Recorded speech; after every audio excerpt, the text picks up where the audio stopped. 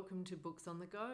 I'm Anna and I'm here today with a January wrap-up with a lot of books that I've somehow managed to read so far in January, and I don't know how because we've been at the beach house because it's summer here, and even though that sounds like a good reading opportunity, it's normally so busy, and with 2 young children on school holidays and people coming and making salads and barbecues and taking kids to the beach, it's actually not often that you have a chance to just sit down and read a book. But I've squeezed some in, and I've actually got a coffee as well. Oh, that's really good, because I do have quite a few somehow that I've managed to read, and I've had some really good ones, so it's been a good month. The first one I read was My Sister the Serial Killer by Oyinkan Braithwaite. And this is a story of 2 sisters, and it starts off with Kyung getting a phone call from her sister Ayula, who says, "I've killed another one," and she's killed another boyfriend. We find out it's, I think, the 3rd, and Kyung has to go and help her clean up. And it's a very, very good opener because it's got the matter-of-fact way that she narrates it gives it a really deadpan humour, and it is somehow funny and quirky, but there's also, as the story develops, there's a sort of a dark undertone that, there's more to it, obviously, than the comic side. But it has a wonderful Lagos setting, and then the really good dynamic between the 2 sisters.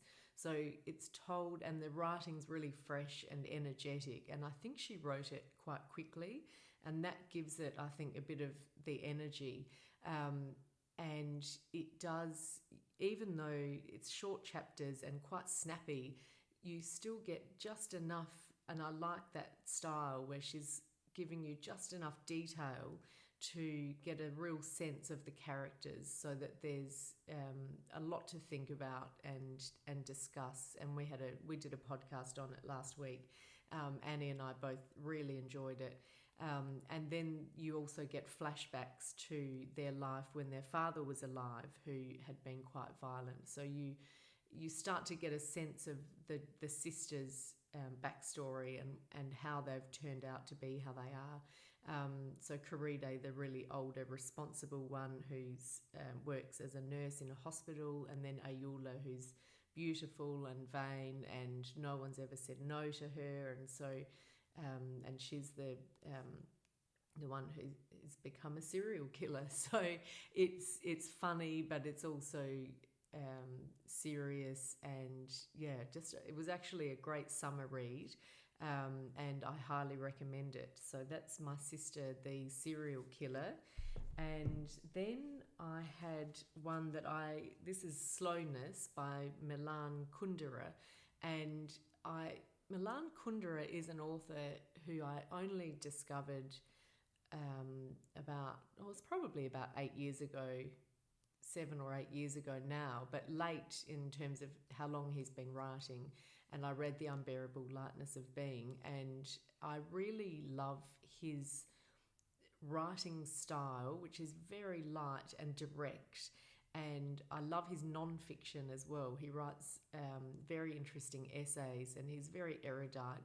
He's read enormous amounts of both literature, but also politics, philosophy, and he's very also well versed in music. And so I find him fascinating, and I love his writing and the way that he can put all of that knowledge into his work, but then with such a light touch, so it doesn't feel heavy. But I've also found him recently a bit sexist and old-fashioned, I suppose.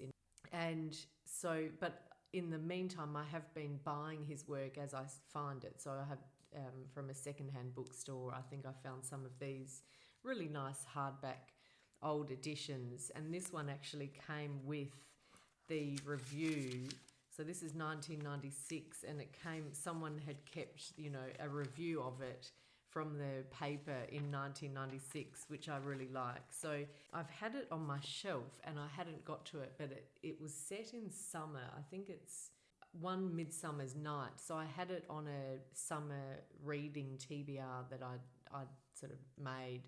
And I took it to the beach with me and I started reading it and thought, no, this is going to annoy me. So it's 3 different stories of 3 gentlemen on a summer's night at a party, and there's a bit of a surreal element to it because I think one of them's from another era, but I was starting to find it a bit objectifying women and a bit annoying, and so I put it down and I was going to do it as a DNF, and then I thought, well, it's so short, I might as well flip through just to get a sense of it. And I found myself just again stopping to read and really enjoying how thought-provoking he is and how succinct his writing is. So I actually did not mind it in that sense. And there's a beautiful part at the end, and it's not a plot spoiler really, but he just writes that the narrator's watching his friend walk towards the car at the end of this night, and I want to relish the rhythm of his steps. The further he goes, the slower they are. In that slowness, I seem to recognise a sign of happiness. And then it's just this idea of people, when they slow down, is when they're happy, when they're stopping and being slow or being in the moment. And I think I'd have to go and reread it to remember, but at the time I actually quite liked that, the thinking that he makes you do. So that was Slowness by Milan Kundera. So mixed feelings about that one, but I still do like collecting his work. And then Asymmetry by Halliday, which was a highlight. This I had heard a lot about and I wasn't sure what to expect. So it's basically 2 stories with a coda at the end. And the first story is a young woman who works in publishing in New York and embarks on a relationship with an older famous author called Ezra Blazer. So Alice is her name, and that's their story. And then the next story is very different. It's Ammar, who's an Iraqi-American economist, and he's on his way from the States to Iraq, but stopping in London for a couple of nights to see an old university friend, and gets held up at Heathrow because the customs officials are all in a spin about his Iraqi, about him going to Iraq and that as a destination, and they're suspicious and they sort of keep him in a waiting room basically while they keep going back and making general inquiries and so on. And then you get him reflecting back and telling his story, so completely different. And then there's a coda at the end, which is Ezra Blazer when he's much older again. So I think he's getting into his 90s at this point, and he's being interviewed on Desert Island Discs, which is the BBC radio show where famous people come on and talk about their 5 albums that they would take with them to a desert island. And that's played out. It's really one scene I found really funny, and it's the interview, and through the interview you get Ezra's story of his life because he's introducing those 5 important pieces of music that are important to him. And I knew that Halliday, when she was in her 20s, had worked in publishing and had an affair with Philip Roth, and they remained friends until he died, and that's all I knew. But I suppose that I was a little bit sceptical. I wasn't sure if it was more an homage to him or to that sort of affair, and I just had no expectations, which was really good because it was a fun read for me, and I went in with just knowing that, and I actually found it completely transcended that and was, I think, incredibly accomplished in its own right, and just a stunning book. I was really, really, really loved it. So the first story I found, it could be problematic because you have this older man, younger woman, but it's told from her point of view, and I actually found her a strong character in her own right, even though she's very quiet and you don't get told her inner thoughts, which I liked that, because I think you can read between the lines.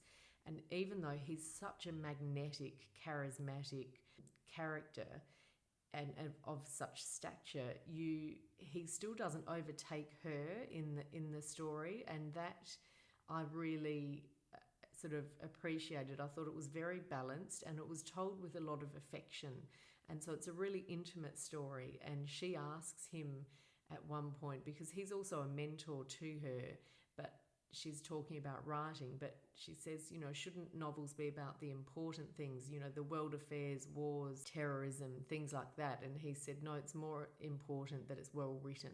Doesn't so much matter what the subject is. So there's got this little dialogue going on about that. And then I found that interesting. And then the second story is, of course, all about, world affairs, because you couldn't get a more public sort of story than being with customs officials in an airport. You've then got the Iraq War going on. You then flash back to his time in Baghdad and his family leaving Iraq. And so it's completely the opposite of the first story in terms of the subject matter. And yet there are motifs that run through both of them, one being that the protagonists, Amar and Alice, are both a similar age and a similar time, and both American, so they're actually living almost not parallel lives, but it's, they're not that far removed from each other. There's music that flows through all three sections of the book, and just pops up. There are other motifs, like there's religion. So Ezra Blazer is atheist, very firmly atheist, and then Amar is sort of quietly religious, but the idea of religion and thinking about that pops up in all of them. And so there are ways that they all connect, and to me it felt very coherent as a novel, but I would have enjoyed it even if it didn't, just the stories alone I would have found delightful. But it was even stronger, I think, because to me it felt like there were three movements in the same piece of music. A movement can be quite a different tempo or whatever, but it's all in the same key. It just holds together. And there are other connections you can draw without giving anything away. I thought it did all link up really well, but not in a heavy-handed way. And some people have said, I completely missed it, I don't see the link. And I think I was lucky that I read it in a couple of days, so I still had the first story in my mind when I was reading the second and the third, which helped. But also, as I said, even if I didn't see a real connection, I still would have enjoyed it, just on the merits of the stories. So I really recommend this. I think she's a stunning writer, and she does have a light touch as well. Yeah, that was sort of a delightful surprise for me, because I didn't know what to expect. So that's Asymmetry, and we're doing a podcast episode we've done the episode, so that'll be up on the podcast next week, I think. And then it was hard to follow up, so I went to Please Look After Mother by Kyung Sook-Shin, and she's an author I had never read, and I've heard Matthew Sharappa speak about her on his channel, and I started reading it. It's a bit more melancholy. So initially, after Asymmetry, which the last scene of that is actually really comic and had me laughing out loud, it was hard coming to this because it's got a more melancholy tone. It's basically a mother has gone missing and her family members are looking for her. So you have her daughters, and they're putting up, it opens with them putting up posters in Seoul, and she's gone missing at the train station. You have her husband, and it sort of, you find out through those stories, they then reflect back on their life and on their mother and her life, and her devotion to them. And so there is that melancholy to it, but I absolutely loved it. And again, even though it's a family drama, and very, very sad in the sense of the mother being so selfless and so devoted to them. It's much more interesting than that, and it's not told in a sentimental way. It's very matter of fact. It just presents what her life was like. And one of the things I loved about it was that it had lots of South Korean culture in it. So there were just the things they were cooking or little parts of the city that they lived in, but it just gives you, it had a really good sense of place, and again just the way their family worked and what was expected, and they were living in the country, very poor, and then some of the children move into the city. But yeah, it's all about motherhood and the incredible her way of being a mother, which was to sacrifice everything and completely give herself over to the family. But also you find out she had a secret life as well. So it's, really, really beautiful. That's Please Look After Mother. So then, gosh, I've had some quite powerful reads this month. This was Educated by Tara Westover. And again, one that I'd heard so much about and was a bit nervous going in. I think I need some coffee for this one. And I struggled initially, and then it really took over, I suppose. So Tara Westover was raised in a Mormon family in Idaho, very, very remote sort of area, and her parents, and in particular her father, were, and I think she makes it the point that this isn't necessarily a Mormon thing, and it's particular to her parents, but he was quite fanatical and indeed, I think, mentally unstable or unwell, didn't believe in school and healthcare and anything that the government was involved in. He thought they were trying to brainwash the children, and so he didn't trust the government and wanted them to be self-sufficient, essentially. The two things that I struggled with initially were, and she's basically was raised in this family but managed to get herself out and get an education and go to university. And so that obviously from the blurb that happens, but it's the story of how she managed to do that. And initially I found it difficult because the writing for a while, and this improved, and I don't know if I got into the rhythm of it or if the writing sort of does become clearer, but initially I found it quite wordy and almost I'd had to read a few sentences twice and so on. And also it made me so angry because the father, if you're the sort of person who gets angry when people don't vaccinate their children, this is like next level. You just go apoplectic when you read this, because he not only, he won't take his children to school, but they get no education at home or barely anything. Their father has her working in the scrapyard at the age of 10, and he's throwing metal things into bins, and she's there, so she gets hit by one of them and winded, and he says, just keep out of the way.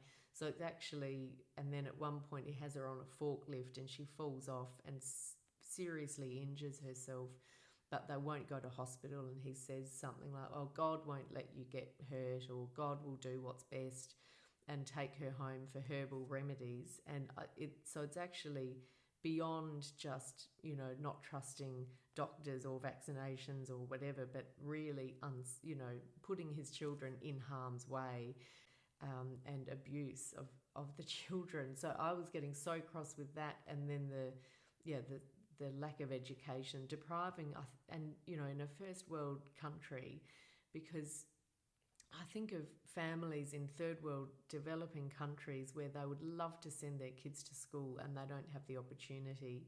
And then you have, the United States of America, where this is handed to them on a silver platter, basically, to, deny your children that when it's readily available. I really got so cross with him. So initially I found it very difficult, but it got better, and I then found her I found the story became more and more compelling, so that I didn't want to put it down. And I suppose you get to know the brothers and the other members of the family. And the mother, her mother has an interesting story as well, and her sort of journey. But I did find it really clear in the sense that she writes in a non-judgmental way about her parents, so that even when they're behaving the way they are, she still allows you to see that they love her. I mean, she sort of knows that in their own way they love her, and she doesn't shy away from that. But yeah, really powerful read. But yeah, sort of, I'm glad that I read it, and I think we're doing this one as well on the podcast. So a really good one to discuss. I think it would be interesting to see how that goes. And then a complete change of pace, The Waiter by Matias Faldbakken. I have to confess, I bought this one purely on the cover because it gave me this sort of Stefan Zweig Grand Budapest Hotel vibe, and I can't resist books set in, restaurants and hotels. I find that really escapist, and it's also, I think it's in Oslo. So I just thought, well, I feel like I could go to Scandinavia, so let's do it. And then Matthew Sharappa reviewed it, and he said it's not a good book, but I really enjoyed it. And that, funnily enough, I felt a bit the same way. It didn't quite succeed for me. 2 reasons. It's basically the story of a waiter in a very, very sumptuous old school restaurant in Oslo, and his thoughts and observations of all of the customers and his colleagues. And he's very proper and, does everything perfectly, and he's crumbing the tables. He's got a thing that he'll brush the crumbs off, and he lays out the cutlery, and he, takes the orders, and just everything has to be done just so. So he's got very dry, funny observations of the guests, but that was all, some of that really, really funny. But what happens is there's a young woman who comes in to join one of his guests, and she starts coming every day to the restaurant, and she's quite young, but she's very self-possessed, very magnetic, and it kind of throws him a bit off balance. But one thing that I found was the writing style. Even though some of the vignettes are very, very dry and funny, sometimes it just didn't seem to have as much of a point, and you just get all of his inner monologue.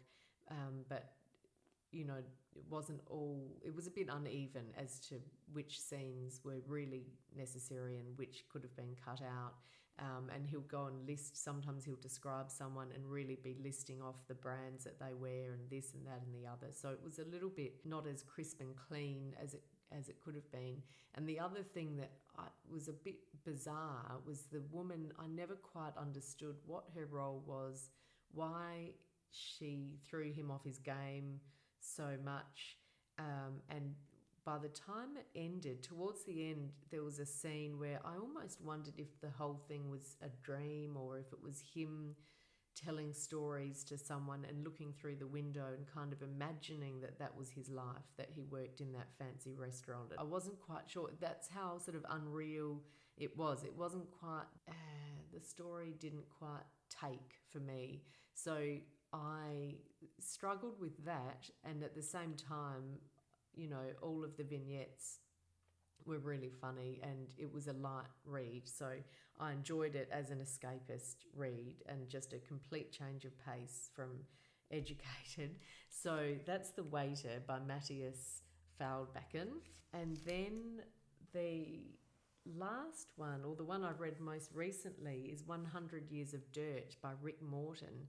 So this is an Australian journalist, and he grew up in the very remote outback in Australia, and with an abusive father who then abandoned the family. So his mother took him and his siblings to a small town in Queensland and raised them as a single mother, living really in poverty, and how he managed to somehow get himself into journalism, go to university with no money, and then work as a journalist in Sydney. His brother, on the other hand, became addicted to ice. So I really enjoyed this. I found it's very cleanly written and has some similarities with Educated in terms of how you emerge and against the odds and get yourself a really good education and a good job. But this, whereas Educated is American and it's very written,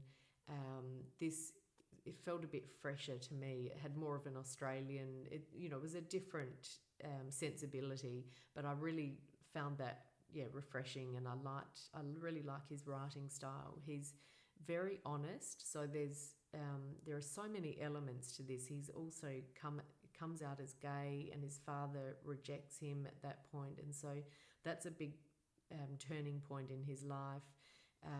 He talks a bit about the family history and why his father was how he was, or is how he is. Because he's a journalist, he has these really interesting, colourful anecdotes that he tells in a very honest, matter-of-fact way. But his writing, even though it's very clean and simple and straightforward, it is still quite colourful and inventive. It's good, really good writing. But he then combines that with journalistic research. So he'll talk about, for example, his brother who's addicted to ice and what that's done to the family. And then he'll give you a bit of a bigger picture with studies and statistics and what's happening in Australia and how this is playing out across the nation. So you get both the personal narrative that's really compelling, but also more of you get informed about what's happening in the bigger picture, and he does that with each sort of element. So poverty, again, it was really interesting, just how tough it is to do things like have a job as a journalist, which nowadays the internships are unpaid, and that's fine if you're living at home, if home happens to be in the big city like Sydney or Melbourne, and you just sort of have a 10 or 20 or 30 minute ride to work each day, and you can still manage time to do a part-time job or whatever. But if you're living in a country town, you then have to pay rent to be in Sydney or Melbourne. You have to, how are you going to hold down a job on the weekends? You just don't have any of that backup. And so things like that are very, very difficult. Even once you've got yourself to university and got really good marks and landed this internship, it's still so hard. So it just shows you all these barriers. And what the point that he makes is that he's talking about journalism, but it would apply to other industries, is that the journalists end up then being very middle class, and that's their perspective. So when you're writing about issues in Australia that might affect poor people, you don't have many people on your newspaper who might have a perspective that would really understand those people. So again, like any sort of area where they need more diversity, it just shows you how hard it is to get there, but how important that is. So really interesting, and he does that with, there are quite a few other issues that he tackles. There's mental health. There's a lot packed into it. It's quite a slim book, but really, really thought-provoking and well-written. So I recommend that, 100 Years of Dirt. And that is the last one for this wrap-up. That's quite a lot. So I'll be interested to hear what you've been reading. Let me know in the comments below, and I'll look forward to seeing you soon. Bye for now.